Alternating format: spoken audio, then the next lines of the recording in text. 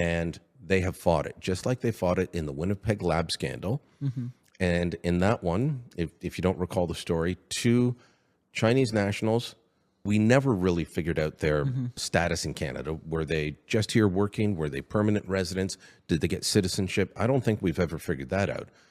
But they were originally from China, and they had ties to the People's Liberation Army, and they're doing work with them, and they're also accredited scientists at our biolab in Winnipeg. That's a government institution. Yes, and then just suddenly one day, the RCMP march in and escort them out, and they're fired.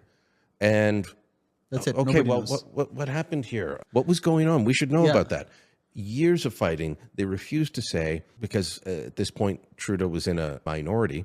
MPs voted to demand production of papers. They wanted the documents. And the government fought them. And they called the clerk of the Privy Council, the top civil servant. They called him to the bar and admonished him and said, you've got to hand over the documents. He still refused. They took the speaker to court, the government did, to try and keep that stuff secret. And because the 2021 election happened and the way our system works, Parliament was dissolved. So they just had to let the case fall apart. But eventually the documents came out. And these 2 scientists were up to all kinds of things that they shouldn't have been, sharing information. I believe they were sending samples of viruses over to China.